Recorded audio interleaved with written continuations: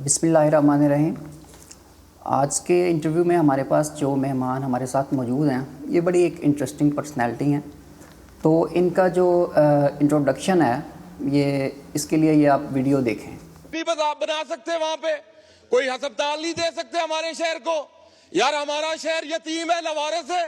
यार $1 बिलियन से ज्यादा की एक्सपोर्ट से गुजरांवाले की कोई यूनिवर्सिटी नहीं, कोई अस्पताल नहीं। और यार साढ़े बालों के नक वहदे असी कोई यतीम आ, कोई गल करने वाली।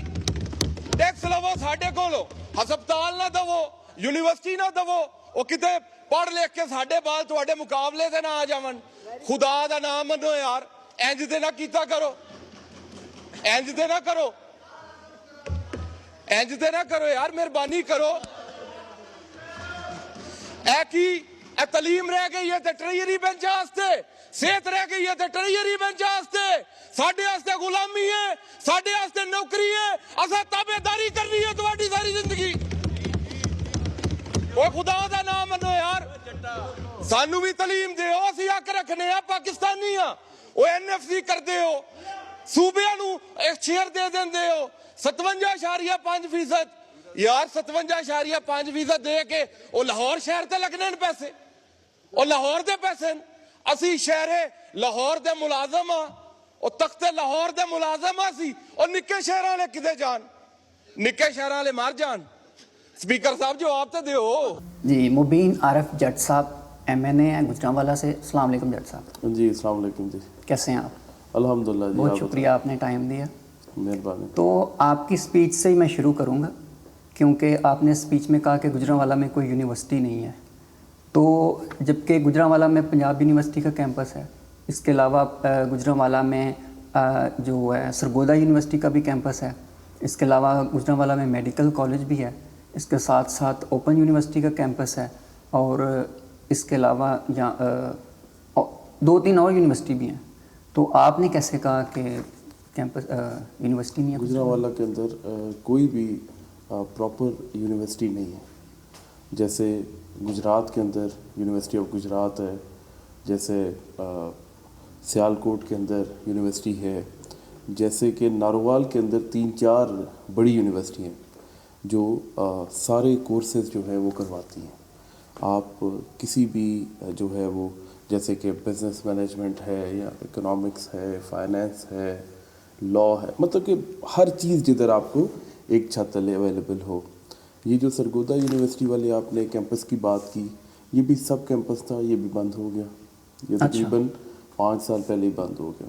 उसके बाद सरकारी यूनिवर्सिटी जो है सब कैंपस उसका पंजाब यूनिवर्सिटी का वो बड़े लिमिटेड से कोर्स हैं, वो सब कैंपस है, वो प्रॉपर यूनिवर्सिटी नहीं है। उधर भी बड़े लिमिटेड से जो है वो सब्जेक्ट्स हैं, उनके ऊपर जो है वो करवाते हैं डिग्रियाँ। फिर उसके बाद जो है आपने इलामा इकबाल ओपन यूनिवर्सिटी की बात की, वो उसकी भी बड़ी महदूद सी है, वो भी कोई इतनी प्रॉपर। बाकी प्राइवेट जो है वो एक गिफ्ट है, लेकिन वो प्राइवेट है। लोग जो है वो जब हम पब्लिक की बात करते हैं तो फिर मैंने पब्लिक सेक्टर की यूनिवर्सिटियों की बात की थी, वो कोई भी एक जो है वो प्रॉपर मौजूद नहीं है। अच्छा, तो आपकी स्पीच के बाद या मरीम नवाज़ गुजरांवाला विज़िट किया, 18 अरब रुपए के उन्होंने प्रोजेक्ट जो हैं उनका ऐलान किया, तो अब आप खुश हैं या नहीं? देखिए, गुजरांवाला के लिए काम जो भी करे, काम होना चाहिए।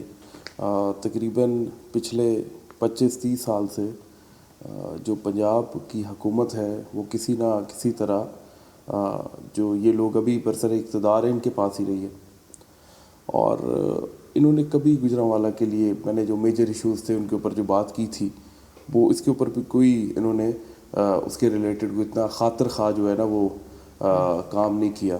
और अगर अभी कर रहे हैं, देखते हैं कि पाए तकमील तक कितने पहुंचते हैं। अच्छी बात है, काम होने चाहिए, हमारा शहर है और काम हो, हमें तो इसके अंदर खुशी है जो भी करे।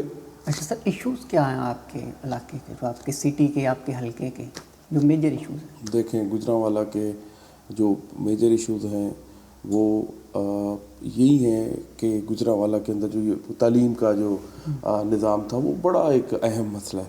हमारी जो ख़वातीन हैं या हमारी बच्चियाँ हैं, उन लोगों को लाहौर जो है वो کوئی بھی اعلیٰ تعلیم کے لیے اسپیشلائزیشن کے لیے لاہور ہی آنا پڑتا ہے. غریب آدمی تو نہیں افورڈ کر سکتا.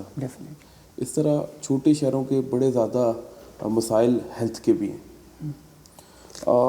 ہمارے شہر کے اندر ایک ہی جو ہے وہ ہسپتال ہے سرکاری. پوری سٹی کے اندر ایک ہی ہاسپٹل؟ جی ایک ہی ہے. ابھی ایک میڈیکل کالج کے ساتھ جو ہے وہ ایک ٹیچنگ ہاسپٹل ٹائپ جو ہے وہ چیز ہے, لیکن سرکاری جو ہے وہ DHQ ایک ہی ہے. اتنی بڑی آبادی ہے لاہور کے اندر. آپ دیکھیں کافی زیادہ سرکاری ہسپتال ہیں. میو ہے, جنرل ہے, شیخ زید بھی چلیں کہہ لیں, جناح ہاسپٹل بھی, ڈاکٹر ہاسپٹل ہے سر. نہیں یہ تو چلیں پرائیویٹ ہے نا جی. میں سرکاری ہسپتالوں کی بات کر رہا ہوں. PKLI ہے اور بھی بڑے, پنجاب کارڈیالوجی ہے. دیکھیں ہر پاکستانی شہری کے حقوق جو ہیں وہ برابر ہیں جی. اور جو پاکستان کے لوگوں کے ٹیکس کے پیسے اکٹھے ہوتے ہیں وہ میری اور میری جماعت اور ہر ایک انسان کی خواہش تو یہ ہے کہ وہ برابری کی سطح کے اوپر تقسیم ہوں. اگر لاہور کے لوگوں کو جو وسائل میسر ہیں وہ گجرانوالہ ہو, خواہ وہ چھوٹا کوئی بھی پنجاب کا دوسرا شہر ہو, اسے بھی وہی والے برابر وسائل میسر آنے چاہیے. یہ اگر ہم پاکستانی ہیں تو ہمارا آئین کہتا ہے کہ ہم سب برابر ہیں, ہم سب کے حقوق برابر ہیں. شہر کی تفریق تو بڑی دور کی بات ہے, رنگ, نسل, جینڈر, کسی چیز کی بھی تفریق نہیں ہونی چاہیے. ہمارا اسلام بھی یہی کہتا ہے. ان باتوں سے تو سر الیکشن کے اندر, کیمپین کے اندر PTI والوں کو بہت مشکلات کا سامنا کرنا پڑا, تو آپ کو کن کن مشکلات کا سامنا کرنا؟ دیکھیں تحریک انصاف کو الیکشنوں کے اندر بالکل بڑے زیادہ مسائل تھے. لیول پلینگ فیلڈ جو ہے وہ کسی طرح بھی میسر نہ تھی. آپ کاغذ جمع کروانے سے شروع کر لیں, الیکشن سمبل کی بات کر لیں, ہر MLA اور MPA پینلز تھے نا سارے, تو کسی کے پاس اگر انہوں نے ہمارا بلہ واپس لیا بھی تو ہر جو ہے وہ کینڈیڈیٹ جو ہے اس کا حق ہے کہ اسے اسی مرضی کا نشان دیا جائے اگر وہ اویلیبل ہے. تو اویلیبل ہونے کے باوجود بھی پورے پینل کسی کو ایک نشان نہیں دیا. اگر ایک کے پاس جو ہے وہ ریڈیو MNA کے پاس ہے, MPA کے پاس کسی کے پاس پیالہ تھا, کسی کے پاس کیک تھا, مور تھا, انار تھا, بے تحاشا پریشر کوکر تھا, اس طرح کی پورے پنجاب کے اندر جو تھی یہی صورتحال تھی. تو یہ اس کے بعد کیمپین کے اندر پرابلمز, اگر کوئی میٹنگ کنڈکٹ کراتا ہے اس کے اوپر ریڈز, ڈر خوف جو ہے وہ پھیلایا گیا کہ لوگ جو ہیں وہ ڈرے رہیں, سہمے رہیں, لوگ ووٹ کاسٹ کرنے کے لیے بھی باہر نہ نکلیں. لیکن اللہ تعالیٰ کا کرم ہے کہ لوگوں نے جو ہے وہ ڈر اور خوف جو ہے اس کے بت توڑے اور لوگ 8 فروری کو خاموش انقلاب جو ہے وہ انہوں نے برپا کیا. لوگ نکلے, انہوں نے یہ ساری فسطائیت کا جو ہے وہ غصہ ووٹ کاسٹ کرنے کی صورت کے اندر نکالا اور کامیابی جو ہے وہ ملی تحریک انصاف کو. کامیابی جب ملی تو وہ ایک دوبارہ سے جو تھا وہ فارم 45 اور 47 کی نظر ہو گئی. تو اچھا سر, آپ کے حلقے میں فارم 47 کیوں نہیں چلا؟ دیکھیں میرے خیال سے میں سمجھتا ہوں کہ میرا جو ووٹر تھا اس نے ووٹ ڈالنے کے باوجود ووٹ کے اوپر پہرا بھی دیا, اور جتنی دیر تک ہمیں رزلٹ مل نہیں گیا ہم RO دفتر کے باہر موجود رہے. باقی اچھا میں یہ کہنا, جیسے ریانہ ڈار صاحب ہیں وہ 80,000 کی لیڈ سے خواجہ اسف صاحب سے جیت گئی تھی, تو کیا پھر ان کے ورکر جو ہیں وہ ووٹ پہ پہرا نہیں دے سکے تھے؟ دیکھیں مجھے تو یہ بات کا ان کی گراؤنڈ ریئلٹیز کا نہیں پتہ. پورے پنجاب کے اندر PTI جو ہے وہ آپ شروع کریں اٹک سے لاہور تک آ جائیں, میرے خیال سے 90% سیٹیں تحریک انصاف جیتی ہے. ابھی ووٹ کے اوپر پہرا نہ پہرا مجھے ہر حلقے کا جو ہے فردن تو میں آگاہ نہیں ہوں, لیکن اس کے اندر اور بھی بڑی چیزیں ہیں. کئی افسر ہیں, کئی ROs ہیں, انہیں بھی خدا کے خوف تھے, انہوں نے بھی کئیوں نے سٹینڈ لیا.